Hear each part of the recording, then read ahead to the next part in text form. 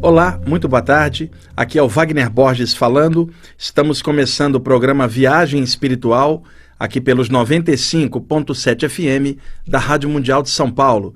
Nosso programa de todos os domingos, de 12h30 até às 13 horas. Como sempre faço, abri o programa com essa linda música, que é de uma banda da Suécia, que é a banda Isildur's Band. O nome do CD Songs from the Observatory.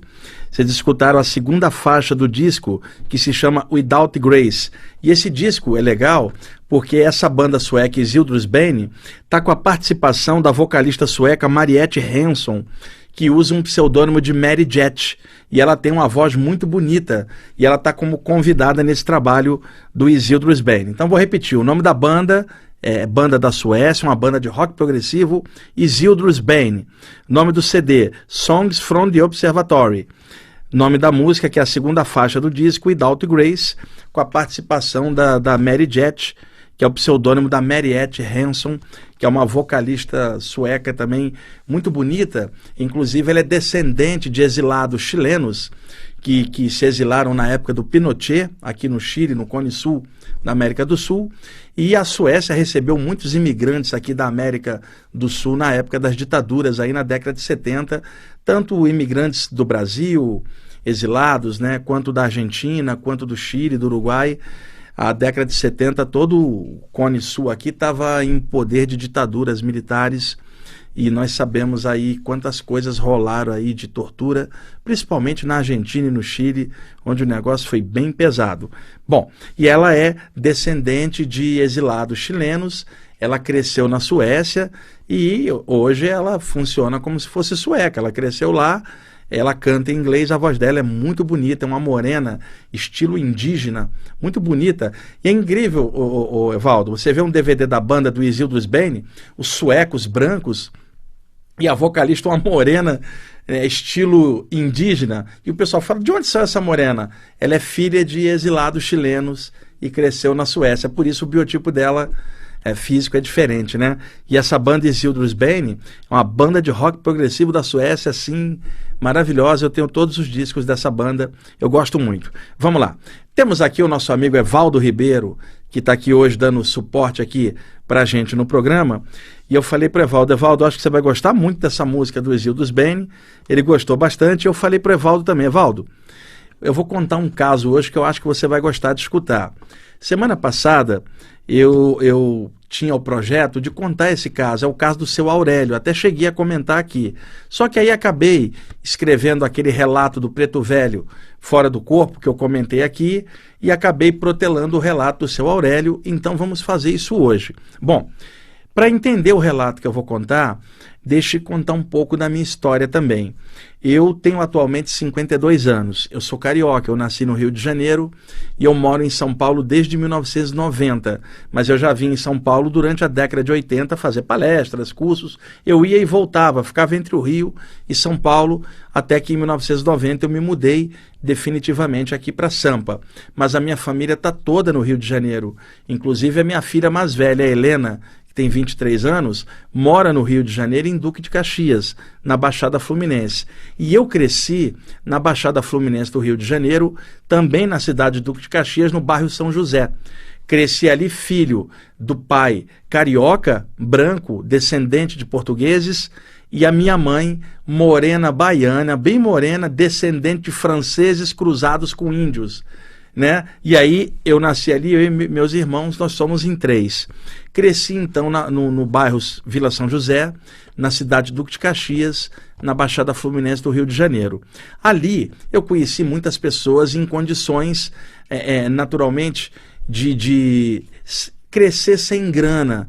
Né, a Baixada Fluminense ali, muitos imigrantes do Nordeste, né, o Evaldo, por exemplo, o Evaldo veio do Maranhão para cá e sabe como são essas coisas, né? Muitos imigrantes vêm e aí não tem emprego e aí acaba não tendo uma faculdade, não consegue se formar e aí vai morar num bairro de periferia, arranja um subemprego, ganhando um salário mínimo e infelizmente a realidade é essa. E eu passei por isso, eu e meus irmãos. Me lembro uma vez que meu pai ficou desempregado, Evaldo, e a gente passou dificuldades, né, numa certa época, eu tinha 12, 13 anos nessa época. Bom, o caso que eu quero contar, no bairro que eu cresci, eu conhecia todo mundo, sempre joguei bola no time do bairro, sempre brincava com todo mundo e foi muito legal ter crescido ali, porque ali eu conheci gente de todas as procedências, nordestino, muitos negros, né? E eu cresci ali em pé de igualdade com todo mundo, considerando o negro, o nordestino, como igual, coisa que eu faço hoje. Eu detesto o racismo, preconceito racial, abomino, porque eu tive a sorte de crescer num meio miscigenado, multicultural, que tinha gente de todos os lugares, e eu aprendi a valorizar as pessoas pelo caráter e não pela cor da pele. E o que acontece? Ali também tinha, Evaldo, imigrantes da Alemanha, né? Tinha uma família da russa também, tinha de tudo no bairro, né? E eu cresci ali. Bom, minha mãe fez amizade com um casal que morava numa rua próxima. Esse casal era o seu Aurélio e a dona Teresa. Eu tinha, por essa época, Evaldo, isso iniciozinho da década de 70, eu tinha 10 anos, 9, mais ou menos, em 70, 71. E minha mãe fez amizade com esse casal e acontece que o seu Aurélio e a dona Teresa já tinham seus 60 anos, ambos. Não tinham filhos e moravam numa rua próxima. E eles eram muito pobres. O seu Aurélio, ele tinha um problema numa das pernas, Evaldo, o pé dele inchava de tal maneira que abria fístulas no pé e na perna e não tinha como curar, né? Era uma doença que ele tinha, eu não sei qual era, mas o pé dele inchava e ele ficava muito ruim. Então ele acabou se aposentando por causa desse pé e ganhava uma miséria de aposentadoria. E ele e a mulher tinham dificuldades, né? Ele andava com uma bengala e ao mesmo tempo ele era muito bem-humorado. Muitas vezes minha mãe ia visitá-lo, levava eu e meus irmãos até lá, e aí eu ficava conversando sobre futebol com o seu Aurélio. Eu, torcedor do Botafogo, ele torcedor do Flamengo, e a dona Teresa também era torcedora do Botafogo. Acontece, Evaldo, que a casa deles era muito suja. A dona Teresa, a esposa dele, não gostava muito de tomar banho. E ela tinha um problema de pele que descascava, ficava aquela coisa estranha, sabe? Ele tinha um problema no pé, ela tinha esse problema de pele, e a casa deles era muito suja. Eu, criança, meus irmãos, nós não gostávamos de ir lá por causa do mau cheiro. A perna dele exalava mau cheiro, mesmo com os remédios e tal. Então, eu conhecia esse casal, né? Eu era criança, e o tempo passou, seu Aurélio desencarnou de ataque cardíaco, Dona Teresa passou uns anos, foi embora também, ficou deprimida, eles eram muito unidos, não tinham filhos. Bom, naturalmente perdi o contato, eles desencarnaram, os anos se passaram, eu me mudei, né? Fui trabalhar, fui estudar. Com o passar do tempo, me mudei para outro bairro do Rio de Janeiro, e os anos se passaram, eu vim aqui para São Paulo, onde eu estou até agora. Bom, na semana passada eu vi o seu Aurélio, Evaldo. Por isso que eu estou contando o caso dele e da Dona Teresa. Eu estava deitado, isso era 5 horas da manhã, e de repente a clarividência abriu. Eu tinha acordado, levantei, tomei água, fui ao banheiro, voltei e deitei. E assim que eu estava caindo no sono, entre a vigília e o sono, naquele estado alterado, estado de hipnagogia, é muito comum para mim ter flashes de clarividência na hora que eu estou caindo no sono ou na hora que eu estou voltando do sono para a vigília, no estado alterado também, limítrofe entre o sono e a vigília. E ali eu estava caindo no sono de volta quando o meu chakra frontal expandiu e aí a clarividência se abriu.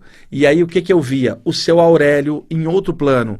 Ele não estava dentro do quarto, ele estava num ambiente extrafísico e eu o via mentalmente à distância, na minha tela mental, meus olhos físicos fechados, eu via ele pela minha testa, onde ele estava, que era um ambiente extrafísico.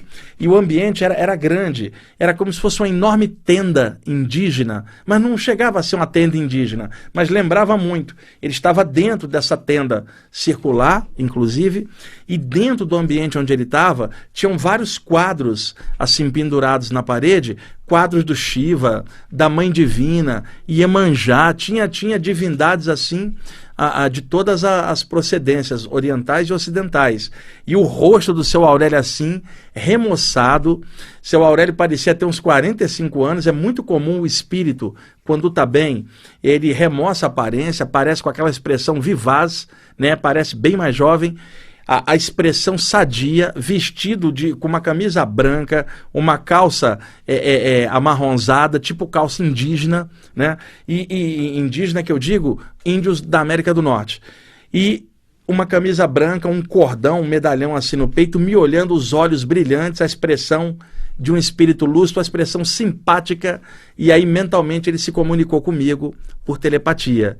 E aí me saudou, falou que estava contente de me ver, falou que estava contente com o meu trabalho espiritual, que ele estava acompanhando do lado de lá, que ele se orgulhava de ter me conhecido, que ele me admirava. Foi muito legal, que ele me disse que foi muito legal ter me conhecido como criança, e depois de tantos anos me ver como homem formado e trabalhando naquilo que eu sempre sonhei, batalhando por aquilo que eu sempre acreditei, na parte espiritual, e que ele gostava muito de mim. E aí eu perguntei naturalmente para ele, e a Dona Teresa? E ele então me contou a seguinte história, que eu quero contar para vocês, que eu acho que serve de lição de vida para todo mundo, inclusive para mim mesmo. E ele falou assim: Dona Teresa está muito bem. Ela não está aqui no momento, mas ela está bem. E ele me apontou um quadro. Esse quadro era o rosto de uma mulher lindíssima, desenhada em nanquim, preto e branco, né, no quadro, emoldurado. E era um rosto de mulher linda. E ao mesmo tempo que era um quadro, parecia um quadro em 3 dimensões, vivo, devido à plasticidade das coisas no plano extrafísico. E aí ele falou assim: aquele ali é o rosto real dela, da vida anterior, onde nós nos conhecemos. E ela era linda desse jeito, como você está vendo, e ela está linda de novo. E aí ele me contou a seguinte história, que na vida anterior, antes dele ser seu Aurélio e ela ser Dona Teresa, eles se apaixonaram, era um casal, ele vivia no Nordeste do Brasil, na área Norte. Ele não me posicionou se era Amazônia, Manaus, se era Pará, né, se era Belém do Pará, se era Manaus no Amazonas, mas ele era um daqueles caboclos que cresceu com toda a cultura ali do norte do país, influenciando a ele. Que cultura é essa? As coisas dos índios, as coisas do catimbó, as coisas da magia da mata, as coisas da Umbanda também em alguns pontos, e ele conheceu e amalgamou todos esses processos e se tornou um mago, um sujeito que fazia curas, aplicava energia nos outros e melhorava, entendia muito de ervas. Ele cresceu dentro dessas tradições do norte do país, ali amazonenses, né? E com toda aquela cultura nativa. E ele era um cara que manipulava energia bem, se concentrava muito bem, e a Dona Teresa era a companheira dele, eles eram muito apaixonados. E ela era uma mulher linda ali da região, e ele um caboclo moreno forte também, muito bem apessoado, né? Saradão. E aí ele me contou que em determinado momento ele descambou para a magia, para o mal. Ele começou a se aproveitar e tirar vantagens dos outros, começou a manipular energia contra os seus desafetos. Quer dizer, ele descambou para o lado escuro da força. E a Dona Teresa acompanhou ele junto nessa queda. Ela era praticamente a sécula dele, a secretária dele. E ele ensinou ela a mexer também com um monte de coisas. E ele então me contou que, karmicamente, ele se enroscou muito por causa da magia. Magia feita no sentido ruim. Ele antes era um curador e caiu para o lado escuro da força. E fez um monte de besteira. Em consequência disso, nesta vida última dele como seu Aurélio, ele veio com um problema na perna, que ele me disse que é por onde ele purgou toda a magia do mal que ele fez no passado, ele purgou na dor que ele sentiu na perna inchada por uma vida quase que inteira. E a Dona Teresa, que era muito bonita, ela passou o problema de pele dela muito sério, porque era a forma kármica também de desgastar a noção que ela tinha, a arrogância que ela tinha em cima da beleza física que ela tinha anteriormente. Então, ambos vieram numa situação miserável, vieram juntos de novo, eles eram apaixonados um pelo outro, como seu Aurélio e Dona Teresa. Ele doente, ela doente, sem filhos, e purgaram karmicamente na miséria toda a magia para o mal anteriormente feita na vida anterior no norte do Brasil. E ele me contou isso com toda a calma, e eu vi as imagens mentalmente que ele projetou na minha mente sobre esse caso dele do passado. E aí, novamente, eu vi o rosto dele e ele falou para mim: está vendo, Wagner? O karma de quem mexe com magia e faz o mal com isso é terrível. Eu passei por isso, e agora que eu estou purgado e purificado, você está me vendo bem, como eu sempre fui, antes de eu escorregar e cair, né? Eu estou aqui no meu ambiente extrafísico, e aqui eu vibro energia para ajudar os outros, e agora eu estou no meu rumo de novo, que é o rumo da cura, né? Eu estou de volta para a luz, e eu estou contando o meu caso para você entender karmicamente aonde que a magia do mal leva a gente. Se você puder, conte o meu caso, porque você trabalha com público. Ao contar um caso como esse, isso serve de alerta para outros que possam estar caindo na mesma tentação que eu caí, e serve de alerta se você quiser contar o meu caso. E aí me falou que não era nem esse o objetivo dele estar aparecendo para mim. Ele estava aparecendo para mim porque ele queria me ver e queria que eu visse ele, né? E acabou me contando essa história toda, que eu agora estou recontando para vocês, no sentido de alerta, não só para vocês, para mim também, para que a gente sempre se mantenha firme na senda, para que a gente se mantenha sempre voltado na luz, para que a gente se volte sempre para a prática do bem, mesmo que ninguém nesse mundo entenda a gente, mesmo que as pessoas nos traiam, nos sacaneiem, não interessa, não escorregue para o lado escuro da vingança, não escorregue para o lado da magia feita para o mal.